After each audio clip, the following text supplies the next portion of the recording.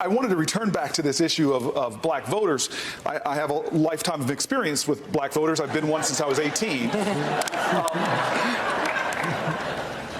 Nobody on this stage should need a focus group to hear from African-American voters. Black voters are pissed off and they're worried. They're pissed off because the only time our issues seem to be really paid attention to by politicians is when people are looking for their vote. And they're worried because the Democratic Party, we don't want to see people miss this opportunity and lose because we are nominating someone that isn't trusted, doesn't have authentic connection. And so that's what's on the ballot, and issues do matter. I have a lot of respect for the vice president. He has sworn me into my office as a hero. This week I hear him literally say that I don't think we should legalize marijuana. I thought you might have been high when you said it. and let me tell you, because marijuana in our country is already legal for privileged people. And the war on drugs has been a war on black and brown people. And so let me just say this. With more African Americans under criminal supervision in America than all the slaves since 1850, do not roll up into communities and not talk directly to issues that are going to relate to the liberation of children, because there are people in Congress right now that admit to smoking marijuana, while there are people, our kids are in jail right now for those drug crimes. And so these are the kind of issues that mean a lot to our community, and if we don't have somebody authentically, we lost the last election. Let me just give you this data example. We lost in Wisconsin because of a massive diminution, a lot of reasons, but there was a massive diminution in the African-American vote. We need to have someone that can inspire, as Kamala said, to inspire African-Americans to the polls at record numbers. Thank you, Senator Booker. Vice President Biden, you can respond to that. I'll be very brief. Number one, I think we should decriminalize marijuana, period. All right. That's so again, we keep getting more repercussions, I guess you could call it, from the comments Joe Biden made about the gateway theory and all this other crap. So it's I want this to be the nail in the coffin for Joe Biden's already just ridiculous campaign to run for president as a centrist, boring, wag his finger at the younger generations, basically boomer on the left. And I mean, we already had that last time with Hillary versus Trump, and guess what, man? Nobody liked it. It didn't turn anybody on. Nobody got up off their couches and ran to go vote for the middle of the road, boring, centrist, not really fighting for anything, wagging finger at people for wanting anything kind of candidate. That's what Joe Biden is, and his campaign is just it's just disgusting. It's worse than Hillary's campaign, and in the sense that they don't run on issues. They don't do rallies where they talk to the people. They do fundraisers with rich donors only. And his campaign actually is hiding him. Like, they try to keep him out of the limelight as much as possible, because every time he opens his mouth, he says something stupid that makes people like him less. And this should be the final nail in his coffin for his campaign. I really hope it is. Marijuana Moment did a op-ed about Joe Biden's outdated views on marijuana, which aren't doing him any favors. This is written by Stephen Hawkins, Marijuana Policy Project Executive Director. Quote, "It's the criminalization of marijuana that's the real gateway. Forcing marijuana consumers into the illicit market increases the probability that they will be exposed to other far more dangerous drugs." Basically, during the town hall over the weekend, Biden stated that marijuana might be a gateway, and that the truth of the matter is there's not really been enough evidence that has been acquired as to whether or not it is a gateway drug. Well, that's not how arguing and logic works. What what you're doing is shifting the burden of proof over to the people that are like, it's not a gateway. We don't have to prove it's not a gateway because you invented this gateway theory and said it's a gateway. That's something that you made the claim of, so now you have to provide evidence and proof of that and demonstrate that that's how it works. And you've never done that.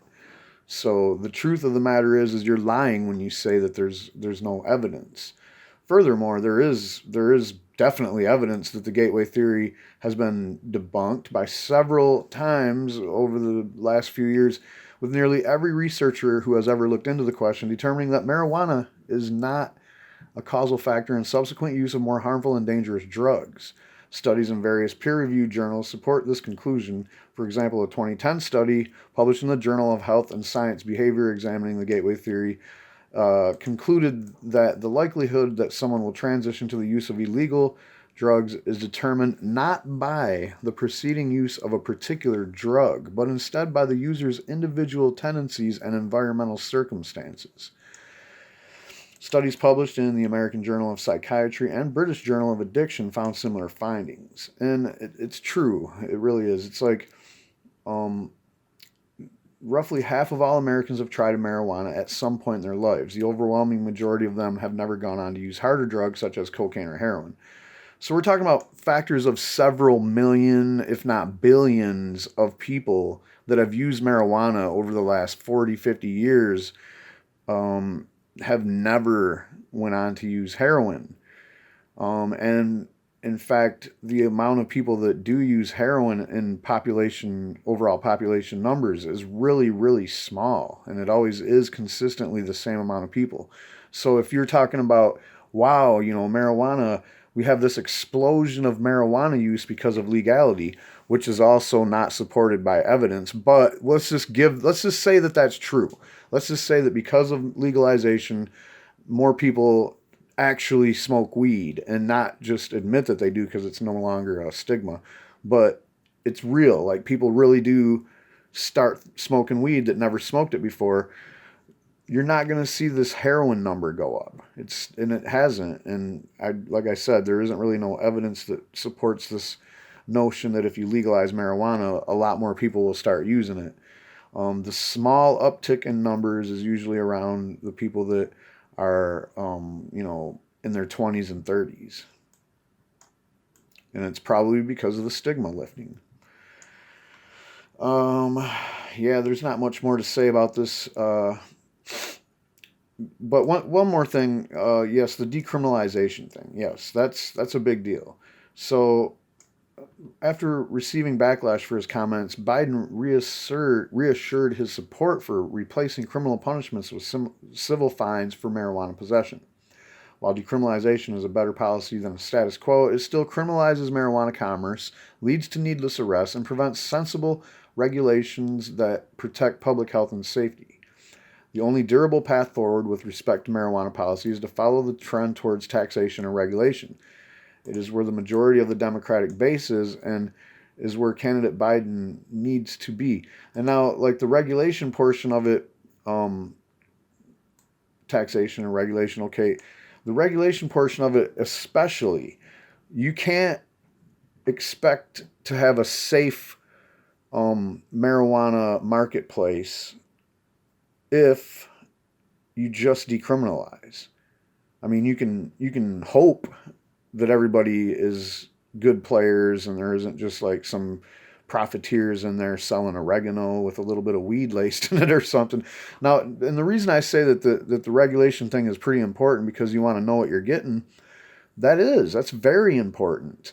And it's going to be more important down the road when we start decriminalizing and legalizing things like cocaine and heroin, because we don't want to just decriminalize. Yeah, we do want a good decriminalization package put into the legalization package overall, but you can't do this without legalizing. Legalizing is the only way you bring the marketplace out of the shadows.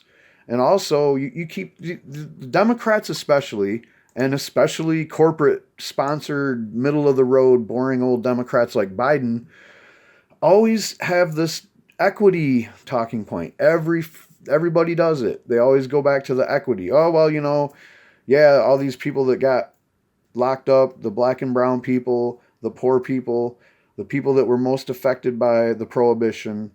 We want to make sure that we pay them back with this legalization somehow. And every time that they mention how they're going to do it, with the exception of possibly Bernie's plan, which basically prevents a corporate takeover and sets up it develops the equity program through community, which is the way that equity, that's the only way equity is ever developed, is through community. You can't develop equity from the top down. You can't force people to do the right thing, essentially.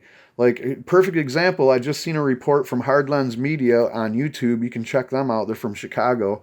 And they did a report today about how they went to this lottery in Chicago where they're giving away not giving away, but it's a lotto to see who gets the licenses for marijuana businesses for recreational in Illinois in the Chicago area. Incidentally, the people that they observed as being the ones most likely to get the licenses were people that already had medical marijuana shops, and those people were all white. And then furthermore, everybody there seeking to get a license in the lottery pool was pretty much all white. So, I mean, you know, these Democrats keep talking about this equity and how they're going to force it on everybody with these policies, but it just doesn't look like they're actually doing it in practice, even though these equity efforts have been touted by politicians, especially Democrats in Illinois and in Michigan and in other places too. Like, we can go back to the medical marijuana in Maryland equity battle that was going on back when they were doing licenses for medical marijuana a couple years ago. And it was a big mess there too, because they couldn't get any black people to get a license. The black people that were trying to get a license couldn't get them. Why was that? Was it just the board being racist and picking everybody else first? Or, we don't know exactly why. They sued later. There's a couple people that were involved and sued to try to resolve that. And I didn't really keep back up with that, but I did, it's because I got discouraged at this this thing where they keep acting like they can do equity from the top down, and they're not actually doing it. And it just protects the corporate takeover even more by saying, oh, we're going to have special licensing considerations and set up grants and stuff. And that's another thing. The Illinois one, I guess, in the Chicago one, they have this situation where they're possibly going to be giving grants to white people that are supposed to be designated for the people that got affected the most by the drug laws. Now, you don't have to be black to fit into that category. I'll say that. I'm not saying, oh yeah, there's no such thing as a poor white person that lived in the hood that grew weed when it was illegal, and maybe he didn't get busted. That's my story. I didn't get busted. I lived in the hood, grew weed. But you know what? The thing about it is I was never rich, and I never, I never really suffered the effects of the drug war per se. So I can't really say that I would feel comfortable getting one of those specially reserved grants or loans. And basically, I don't know. Like I always say, this is not going to work if you keep trying to do it that way. There's other ways to do it. You got to build equity from the ground up, not force it on people. If you try to force it on people, and the funny thing is they're going to get, some licenses eventually. Maybe this equity thing pans out, and maybe you even have like more ownership in the black community than white people for marijuana businesses in a certain area. That still doesn't help the whole community that got affected, and especially all the people that got busted. We're talking about families that were broken up because people were thrown in prison. You can't fix that by giving somebody else a license just because they're the same color. It's not how it works. I don't know.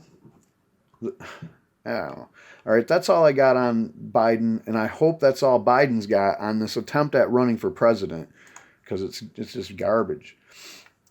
So we're going to talk about this USDA hemp thing finally, as you knew I was gonna, and I wanted to basically cover it as it was happening, but this has got to be one of the most slow, drag your feet processes I think I've ever seen. And it's funny because when they made hemp illegal, it was like that. It was a snap. It's illegal. Guess what, guys? Hemp is like marijuana and it's illegal. Fuck off. And it's like, what are you talking about? This plant, and all right, we got to go to Joe Rogan on this one. Well, a great solution is hemp plastic. It's biodegradable and it comes from this plant. I mean, you can make hemp plastic, and we can grow it, and it's an easy crop to grow. Is that scalable? Yes, hemp is so weird. It doesn't even seem like it should be real. I mean, it really doesn't. I mean, it's an insane plant. I mean, you can make hempcrete out of it, which is far better than any building material we currently use. It's far more resistant to flame. There's just so many positive benefits of it in terms of insulation. The insulation factor is better than wood or plywood. It's really lightweight but incredibly strong. Have you ever grabbed a thick hemp stalk? Have you ever held on to one? No. It doesn't seem real. It's hard like this oak, but yet it's light like balsa wood. It's so strange. It feels like it comes from another planet. Wow. Hemp is an extraordinary planet. It's the most extraordinary plant we have. First of all, it has all the essential amino acids. I love hemp protein. It's one of my favorite proteins we sell it on it. We sell hemp protein. It's one of the very best proteins in terms of being able to mix it in like a protein shake and on the go. Your body digests it super easily. And it's like filled with amino acids. It's very easy for your body to digest and process. You can make oil out of it that they used to use for heating lamps. You can cook your food in it. There's so many different things you can do with hemp. You can make clothing. You can make far more durable cloth, far more durable. The paper is far superior. In fact, the whole reason why William Randolph Hearst demonized marijuana in the first place was to protect his business because he had paper mills and he was trying to protect it from hemp. Because on the cover of Popular Science magazine, they had come out with a decorticator. A decorticator was a way in the 1930s they devised to effectively process hemp fiber. Because for years, they used to use slaves to process hemp. Then when they figured out the cotton gin, cotton became easier to use, and then slavery became outlawed, and so people shied away from hemp. Well, they came up with this decorticator in the 1930s. It was on the cover of Popular Science magazine, Hemp, the New Billion-Dollar Crop. Well, William Randolph Hearst didn't just own Hearst Publications and newspapers. He also owned these huge forests that they were making paper with. So he, along with Harry Anslinger and using his newspapers, demonized marijuana to stop the commodity of hemp. Yes. No idea. He funded all those fucking crazy marijuana movies, Reefer Madness, all that shit. That was all him.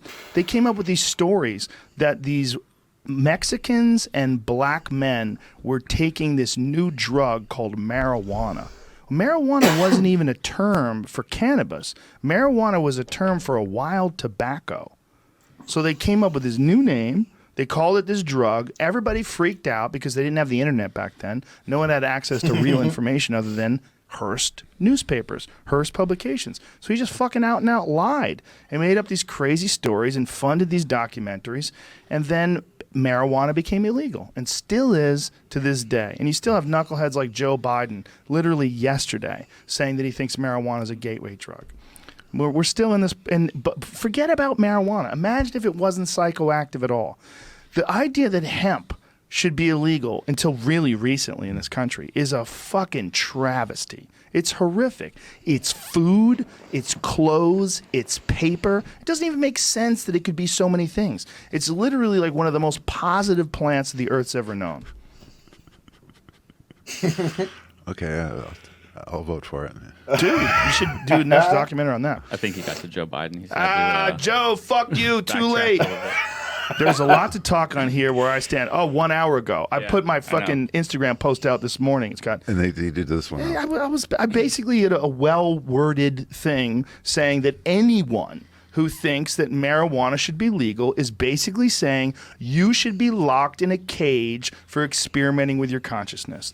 And the freedom to do whatever you want with your body that is, especially with marijuana, that's not poisonous. No one's died of it ever. In the history of the human race, there's never been a single overdose from marijuana. And this knucklehead saying that it's a gateway drug. No, pain is a gateway drug. Yes. Trauma is a gateway drug. Abuse is a Yes. gateway to drugs. It's not marijuana. Marijuana is just a time-honored psychedelic substance that people have been enjoying for thousands and thousands of years. Now, let's look at this list of things Biden said here. He says no one should be in jail for marijuana use, decriminalize recreational marijuana use, and automatically expunge prior convictions. Right off the bat, it's like he's doing this equity and payback to the people that got fucked over thing, but you're still not, you're still leaving the door wide open for people to go to jail still. And that's another thing I don't like about Joe Biden. He's just like Kamala fucking Harris. You know what? No one should be in jail for marijuana use, huh? Well, what the fuck was you doing in 1994 when you made the crime bill that made it so you could go to prison for marijuana? What about those 3 strikes laws that you bragged about? Huh? How about that? We have plenty of examples of people in life prisons for marijuana. Life in prison sentences for marijuana. Joe Biden says that legalize medical marijuana. Well, that's the first time I've heard him say that in a while. And he's also, when you press him on it, he's a Schedule IIer with regular old marijuana. He's just, well, it should be Schedule II if we're gonna talk about scheduling. That would ruin the medical marijuana legalization you just said you were for.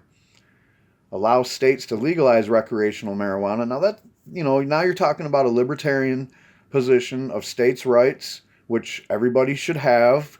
Everybody should agree that the states should be, laboratories of democracy or whatever. Like I said, I'm pretty much done with Joe, and we're on to the hemp thing, but I wanted to play that Rogan clip because, hemp, there's absolutely no reason that this miraculous plant should have ever been prohibited in the first place. Come on.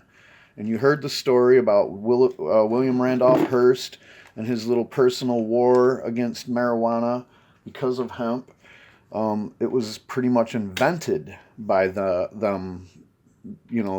barons of industry that stood to lose those billions of dollars that the decorticator promised to make for hemp farmers in Kentucky, Tennessee, Virginia, West Virginia, all these hemp states, North and South Carolina, even places like Wisconsin, Pennsylvania, even in the Midwest. Hemp was we were a hemp colony when we first started. This country was a hemp colony. You don't read about that too much in the history books. They might have mentioned it here and there, or even mentioned what a greenback is. Because basically, when you're a hemp colony, you have to grow a certain amount of hemp as an individual and as a colony, like a town, like there would be a town and you live in, some town in Virginia. Well, that town has a quota that they have to send back in hemp to the queen every year. And you have to participate in that growth. And if you grow extra hemp, you can take that to the guy at the bank and he'll give you these pieces of paper called the greenback, which back then was the equivalent of what the queen wanted you to spend for currency.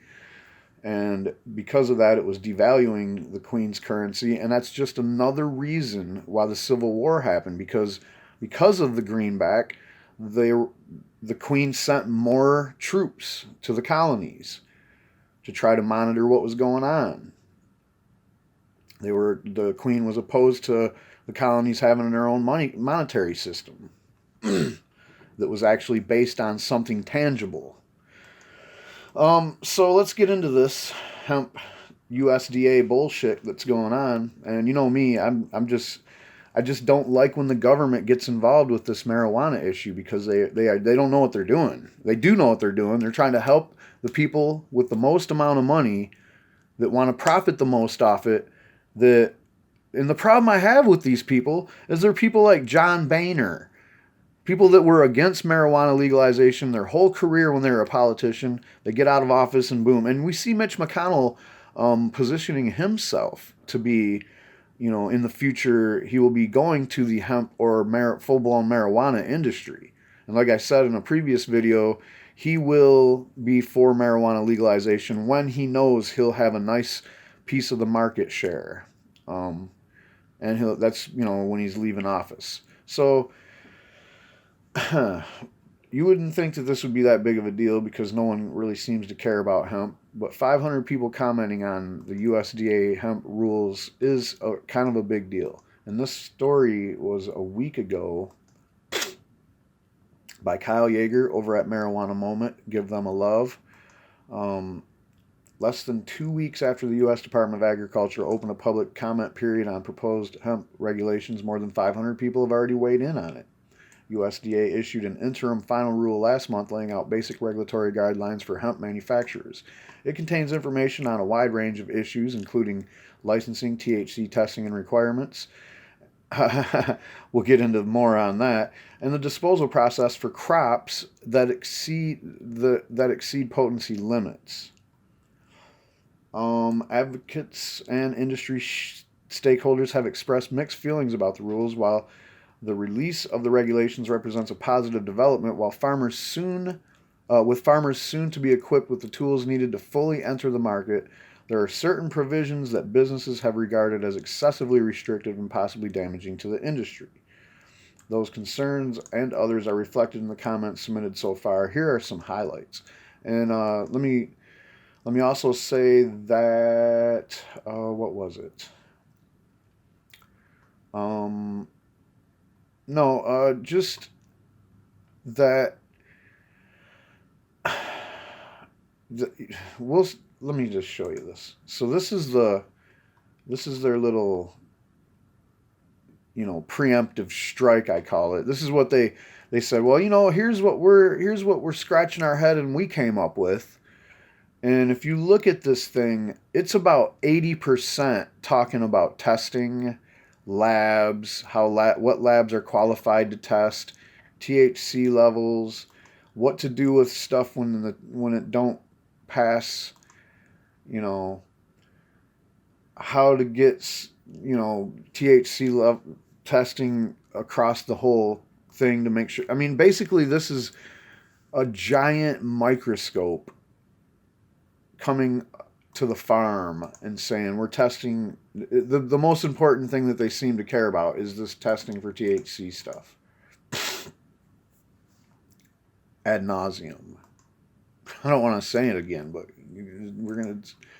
it's ridiculous. So let's read some of these highlights. Christopher Gromek, a Washington state-based hemp business owner, said the USDA should allow growers to address so-called hot hemp containing excess THC before the crops are ripped up and thrown out. So what he's saying is, instead of you get some testing that comes back and it's like, okay, this weed has 0.7% THC, and we've tested a lot. We've tested pretty thoroughly. It's pretty safe to say that most of it has too high of levels. Okay, well, what you can do is you can do something to lower the level of THC. It's not that hard to churn decent weed into shitty weed. So it shouldn't be that hard to turn shitty weed into hemp. Get what I'm saying here? Quote, the USDA should allow farmers to remediate THC levels in hot hemp by allowing them to, through sunlight, time, etc., degrade the THC levels in their hemp until they are suitable for sale. And this makes sense because in a world where THC levels of less than 1%, everybody knows that doesn't get you high anyway. You have to go over 5% for most people to get high. Maybe even somebody that never smoked weed before definitely is going to have more than 2%. I'm saying, especially if there's CBD in it. CBD will counter some of the more unpleasant, we'll say, effects of cannabis, of THC,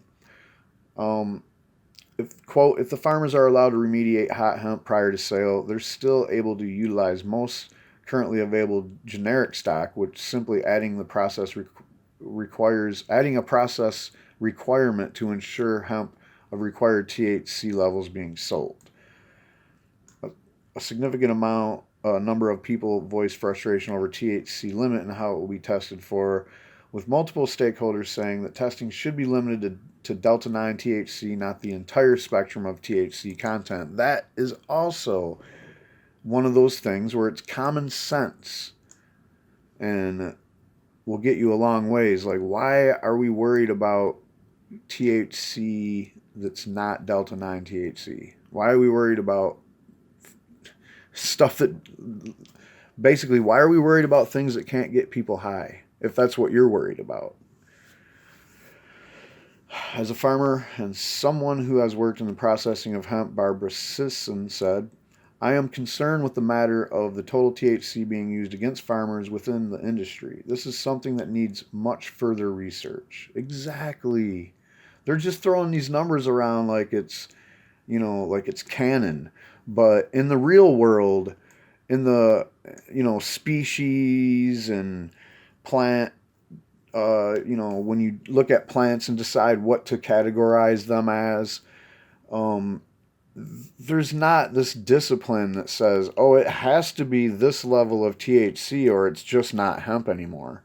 That's just ridiculous. Like there's several hemp crops I've read about, or plants, several strains, one being Otto 2, which I have a copy of myself. And when you read about it, it says that if you're not careful and you grow it, not like you should grow an industrial hemp plant, you might get higher THC levels, higher than allowed. And that's kind of ridiculous because it's an industrial hemp plant.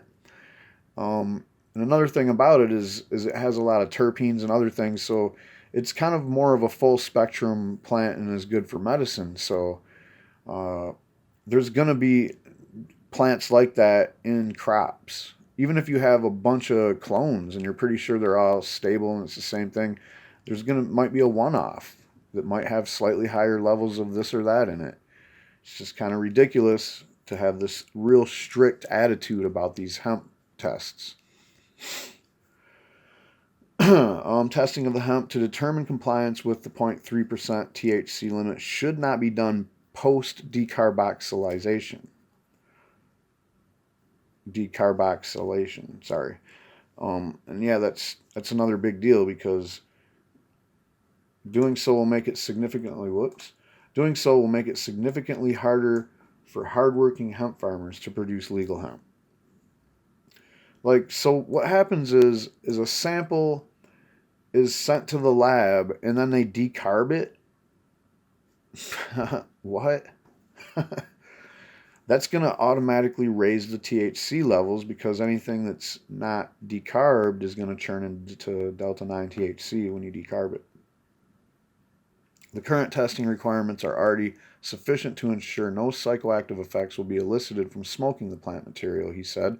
The current available genetics would make it incredibly difficult for farmers to comply with the regulations.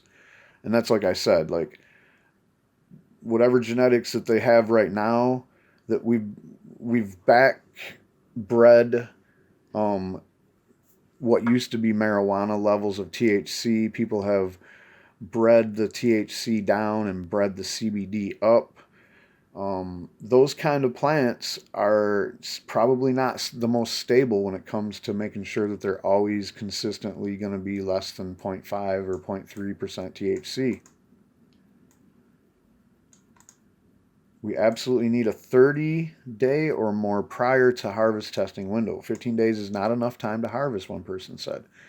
And again, I say to that, why do we have to worry about how quick you test this stuff? Man, all of this is just some really way over the top precautionary bullshit that equates to the possibility of corruption, the possibility of people skirting the regulations because they're just simply too overbearing.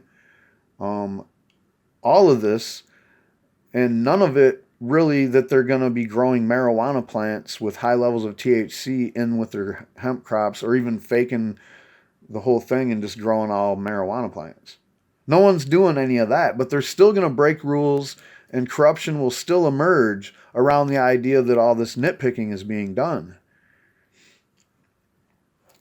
It already has. We've already seen it in Washington, Colorado, Oregon, places that have been doing hemp for a couple years now.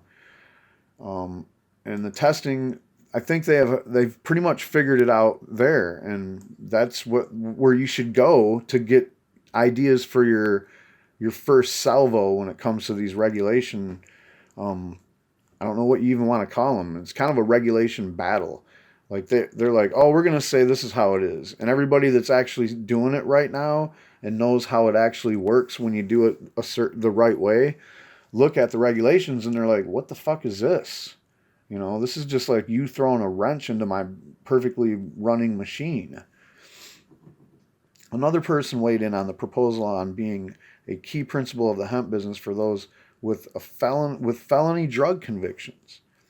While the ban expires after 10 years, and I had a problem with this when I first read this in the Farm Bill. Anyway, a compromise that advocates hashed out with lawmakers. An anonymous commenter said, quote, "It is inconceivable that those most negatively impacted by the prohibition would be barred from participating in the new legal economy." Hey, haven't I been saying that for the last couple days? Like, what is the big thing where you can't figure out what you really want if you're the government?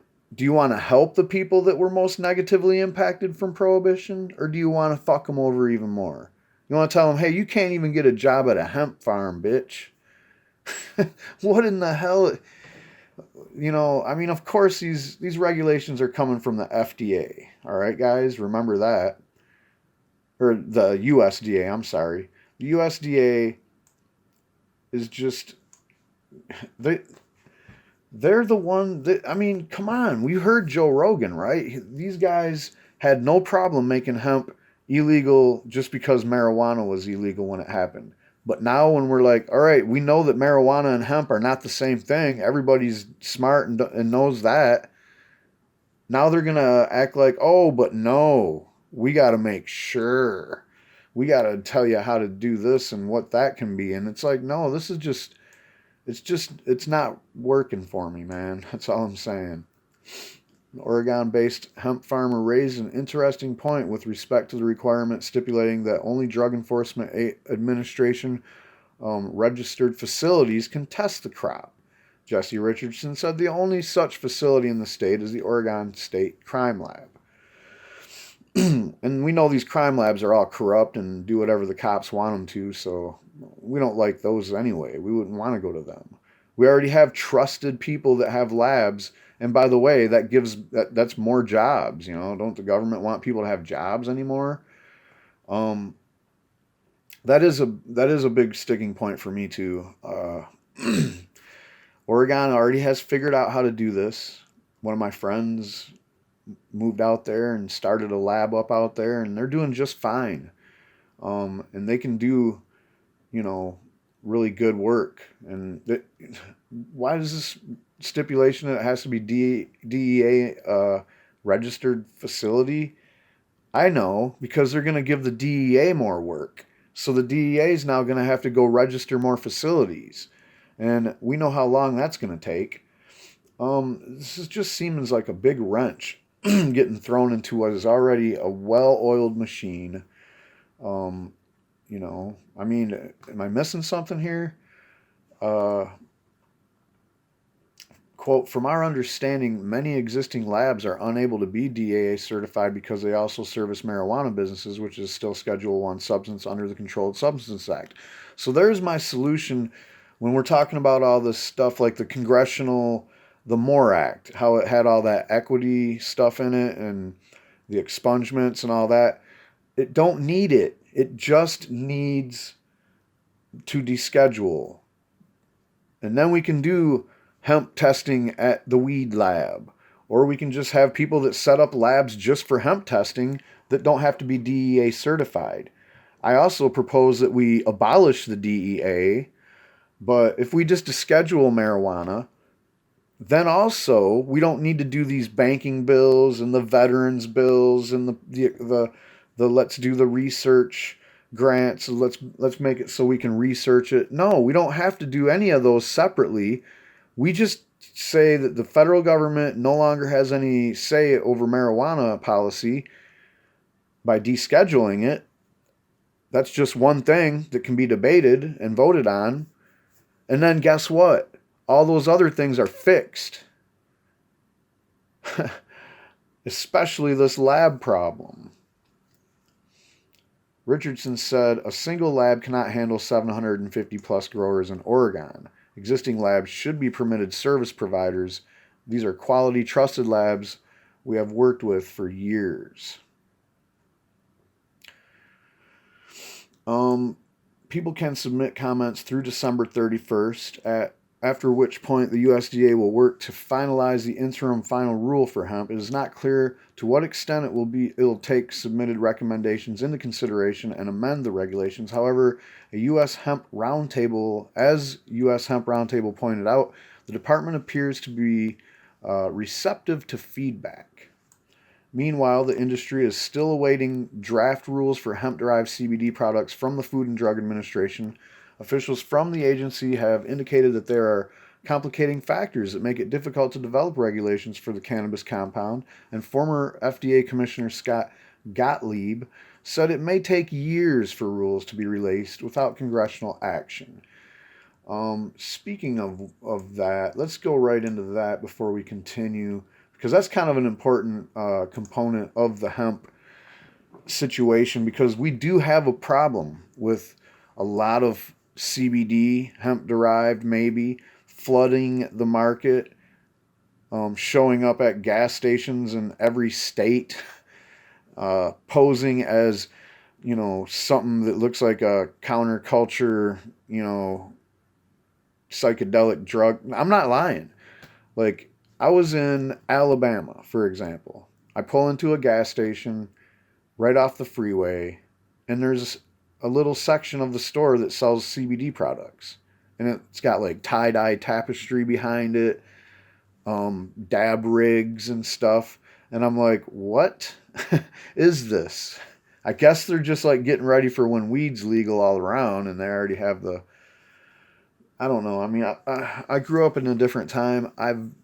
We never knew about CBD when I was a kid, but what we do know now about CBD is it doesn't get you high, and that seems to be the only reason why kids huff paint or smoke, toothpaste on their cigarette. People are trying to get high aren't fucking with CBD products. And also, wellness products, just because they have CBD in them, don't need a 400 to 500x markup, 500% markup. You can't. So I see it at Menards, of all places. Like, you have this little, stand in the middle of the aisle with different lotions on it, and all the lotions are about $5-6, except for this one, and it's like $30, and it's the same size container and everything, same brand, everything. I'm like, what is this? And it says, oh, it has hemp-derived CBD in it. I'm like, who cares? How is that garnishing that kind of markup? So anyway, there needs to be something done about this CBD regulation, in my opinion, if the government is to be a good actor in this whole thing, which it so far hasn't been, and especially this fucking guy right here, Scott Gottlieb. He's one of the most corrupt individuals who ever commissioned the FDA. He sat on the board of 8 big pharmaceutical companies before stepping into this office, and now that he's out of office, some fucking how, he's still dictating what the office does. Why don't you go away, dude? No one wants to fucking hear from you no more. You're basically like the guy that is acting, the voice of the prohibition, and it's really condescending when you talk, and you really don't know what you're talking about, because his talking points are crafted by the fact that he has been so corrupted by big pharma that I don't think, in his mind, that his talking points are wrong about things like kratom, cannabis, THC, CBD, full spectrum, plant-based cannabis. Former Food and Drug Administration Commissioner Scott Gottlieb described potential regulatory process for CBD on Friday, laying out steps the agency could take while final rules are developed.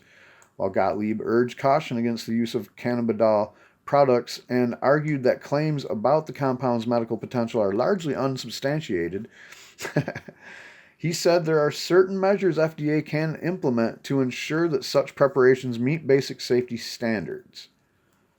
The former commissioner linked to an article challenging claims about CBD and stated that the hype outpaced science, and that there are risks.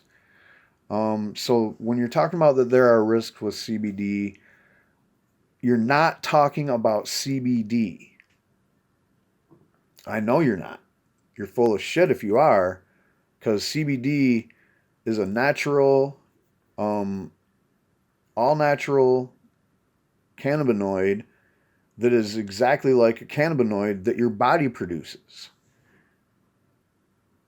in the endocannabinoid system.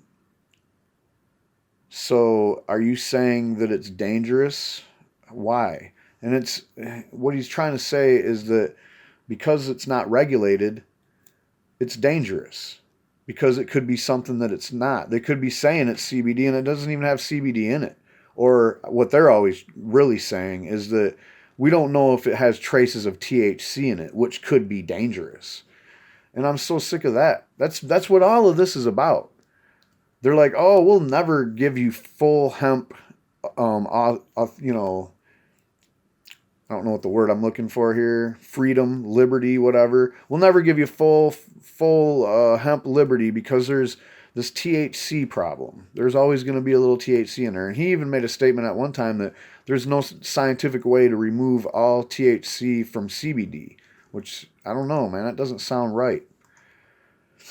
But, quote, with use widespread, the question is whether the FDA can help oversee quality, purity, potency, and help prevent third-rate purveyors from flooding markets with shoddy products outside regulatory purview, which is what we've been asking for all along. We're like, hey, if you guys really want to act like you guys are what you say you are, the Food and Drug Administration, start acting like it and fucking regulate this stuff so it is what they say it is. That's all we care about. We know it ain't dangerous. Anyway, to start, Gottlieb recommended targeting regulations at CBD supplements, which are not currently allowed to be marketed because FDA has yet to issue rules, but at the same time, they've become widely available since hemp and its derivatives were legalized under the 2018 Farm Bill. Quote, safety must be the first principle and appropriate claims grounded in science, Gottlieb said. Quote, CBD is not safe and has largely unproven benefits outside a small subset of very carefully studied indications. I have a huge problem with that statement. First of all, CBD is safe, so you can't say CBD is not safe because it's safe. It hasn't been proven to be dangerous. There is no dangers involved with CBD. You can't overdose on it. It can't make you fall asleep at the wheel. I don't know what you're saying about it being dangerous because you would have to prove that claim right there. I'm saying it's safe because we have looked for dangers and didn't find any. We can't say 100% for sure that it can't harm you. That doesn't mean it's not safe. You know, a car can't really harm you on its own. You know, it's just sitting there. It's an inanimate object. But it can kill you if you don't know what you're doing. If something goes wrong or somebody else hits you with their car. So you're saying CBD is not safe. That's like saying a car is not safe. We get in a car and drive away every day with a great amount of confidence that it is safe. You could say it could cause harm. But you shouldn't say it's not safe. That's just not a good way to... This guy's just fucking crazy, man. And now the unproven benefits part, I gotta say, I have to agree with him a little bit on this. We have these benefit wheels and charts that tell you what CBD has been shown to have, efficacy towards, or have some kind of action on. And it's proven what it can do, and some of the things that we've seen as claims or on that little wheel of things that it can do for you, anecdotally and in the lab, have seen it happen proof positive. That's what Epidiolex is. That is somebody making a claim at one time, hey, you know what? This shit stops seizures dead in the tracks. And people are like, no, you're full of shit, man. It's nuh-uh. And then all of a sudden, they actually did testing through the FDA's processes, even though the testing was done in a foreign country by a, international corporation. And then after they got the testing done, now it's on the market as a medicine, hemp-based CBD, which is completely safe. So safe they give whatever amounts needed to kids, infants. Quote, the vast majority of claims being made by illegal producers will never be substantiated.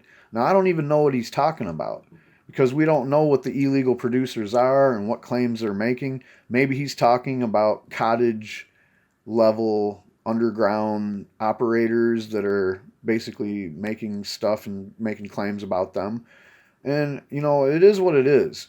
So that's not the problem. The burden is on you, like, just because someone's out there making claims that might not be substantiated, that doesn't mean that they're not actually accurate claims or that they're doing something real nefarious. It's simply not. The problem I have with it is no matter what the claims are or how good or bad the claims may be in the long run, the fucking price for the CBD right now is way too high. So even if you do make a claim, you're not going to get to that result if you have to pay like $20 a dose to wipe a fucking CBD lotion on something. And by the way, most of the time that CBD works really good is because it has other compounds in it working together with it, like THC and CBG and other cannabinoids and other things that are found in nature, and even all within a cannabis plant. But this guy won't want to hear that. He is anti-whole plant 100%. He will never be for even descheduling cannabis, I don't think. Gottlieb previously said it may take several years before FDA releases CBD rules if Congress doesn't get involved legislatively. And don't hold your breath for that either, but it is what it is when it comes to the CBD rules, because like I said, as long as it's derived from hemp and the plant still looks like a marijuana plant, they're never going to let you have full freedom on it. And here's your big friend Sonny Perdue, Secretary of Agriculture over at the FDA, talking about all this. See what he has to say. Uh-oh. Maybe not.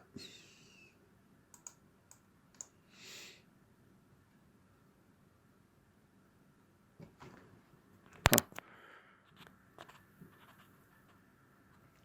Maybe not. It looks like it's loading.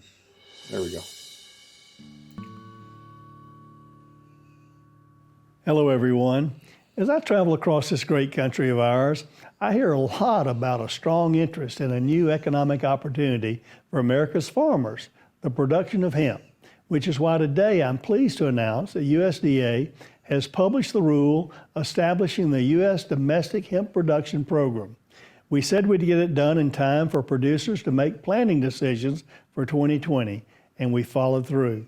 We have our teams operating with all hands on deck to develop a regulatory framework that meets congressional intent while seeking to provide a fair, consistent, and science-based process for states, tribes, and individual producers who want to participate in this program. As mandated by Congress, our program requires all hemp growers to be licensed and includes testing protocols to ensure that hemp grown under this program is hemp and nothing. That's funny. That's where it cuts off.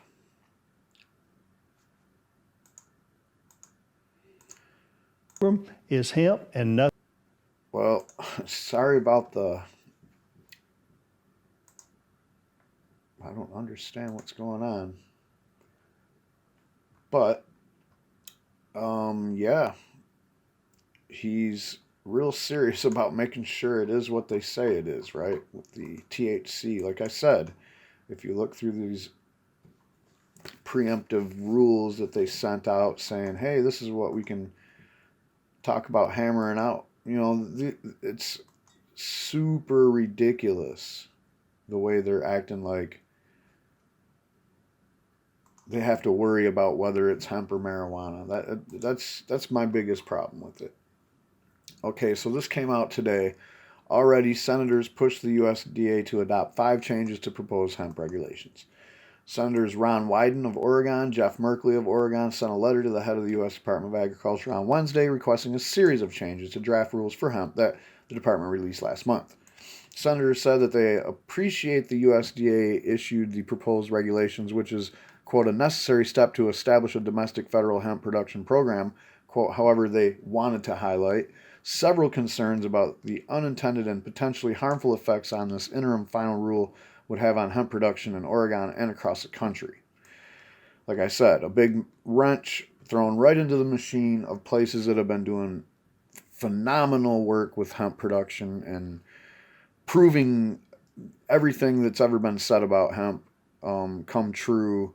All that stuff Joe Rogan said, all the good things that it can do. And now you got to deal with this new USDA, like almost just... It almost feels like they're going to send some kind of Gestapo crew out to every hemp farm or something. Like, this is just, it's weird.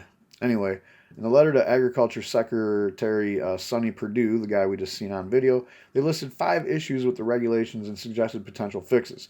Now, I also have a big problem. We'll just go back to Sonny Perdue 1 second. He said that even individuals have to get licenses to grow hemp. Now, I'm one of those kind of people that think, okay, it's not a Schedule 1 drug. I'm growing the shit. Come and get me. Figure it out. All right? That's just where I stand on that. That doesn't mean I'm going to grow 50 acres of hemp. Obviously not. But if I want to grow whatever little tiny crop of hemp I want to grow for my own personal needs, then damn it, I don't need to go get involved in all this bullshit. No fucking way. There's no way I'm going to even think about getting my hemp field tested by these, you know, oh, we're gonna, yeah, no, I don't like the idea. It's like their proposed regulations came with this, you know, we got to have trust, all right? It came from this place where they don't trust us. They know we don't trust them because they've been keeping hemp illegal for freaking almost 100 years, you know, like we're up to 90 years almost. They keep hemp illegal. You know, how many families went destitute when their hemp farm got shut down in 1937? They didn't get no, oh, we're going to transition period away from this and into something else. No, the next year they're like, okay, what are we growing now? All right, back to the article. Many of the concerns echoed those that the stakeholders had submitted to the USDA as part of a public comment period in the department launched on October 31st. Here's what the senators highlighted. As written, the draft rules call for hemp to be tested within 15 days before harvest. Farmers have argued that that's far too little time, and senators said it presents an impossible obstacle for growers to overcome. Oregon regulators require testing within 28 days, so they said the USDA should adopt a similar timeline. And I agree. USDA said that testing must be completed at a laboratory registered with the Drug Enforcement Administration, as we stated in the previous complaints. The senators said that that will produce a bottleneck and delays for hemp producers, and that independent laboratories such as those operating in Oregon should be allowed to conduct the tests. The senators said that the USDA should allow for forms of THC concentration testing that do not involve decarboxylation, and also argued that congressional intent of hemp legalization was not to require testing of all THC compounds, but rather just Delta-9 in particular. Again, these sound awful similar to the summary of all the comments. Maybe the USDA is actually going to listen now that there's some senators echoing these concerns that are real. These are the concerns that actually the people that are in the industry are voicing, because it affects them. They're already doing good things and the testing is working. You know, when you look at something that works, why do you want to go in there and change it? USDA requires that testing comes from the top 1/3 of the flower portion of the plant. Instead, the senator said samples should follow established protocols in states like Oregon, which stipulates that samples should be taken from the flowering tops when they're present and be 8 inches long. While the Farm Bill defines hemp as cannabis containing more than 0.3% THC on the dry weight basis, USDA gave a slight margin of error and considers any plants with more than 0.5% THC to be in violation of the regulations. Farmers have called the limitation arbitrary, and the senator said it would be more reasonable to set the negotiable threshold at 1%, the negligence threshold at 1%, if there must be a THC restriction at all. Farmers in Oregon and across the country are on the precipice of an agricultural boom that, with the right regulatory framework, stands to boost rural economies in every corner of the country, they wrote. Wyden and Merkley have been some of the most vocal proponents of developing USDA regulations that bolster the hemp industry since the passage of the Farm Bill, through which they would work to legalize the crop in the first place. As early as February, Wyden and the Senate Majority Leader Mitch McConnell were knocking at the USDA's door, urging the department to expedite the rulemaking process. And I'm sure they probably slipped some ideas under the door too on their way out, because that's where the big envelopes full of money, from places like Acreage Holdings and other people that are trying to take over the hemp industry. Yeah, that's who their friends are. Mitch McConnell. And Wyden. Wyden and Merkley, two really good advocates for hemp. I've been following hemp my whole life, and they stand out. They really do. So that's all I got for this update. I'm still not done yet, though. We still got to get into like some state and local news, it looks like. But basically, yeah, once I get these updates done, I don't anticipate, that's why I took this long hiatus or whatever. I don't anticipate that there's going to be any resolution on any of these stories. Maybe the hemp thing is something really cool or something really crazy will happen with that. We'll see. But the year is almost over. I might do a recap video. I might not. There really isn't much to talk about. If something really crazy happens in the presidential election thing between now and I'm almost like saying I'll see you guys later, but this is, like I said, I still got at least one more video to make, maybe even two on these updates. But as soon as that's over with, I'm looking at maybe no weed news is even going to be worth reporting on until after the new year and the new session starts up in the new Congress. So we'll see. So that being said, thanks for stopping by. Hit the like button if you liked it. Hit the subscribe button if you like what I'm doing. And shit, hopefully I'll still be here next year. And I'll see you on the next update coming very soon.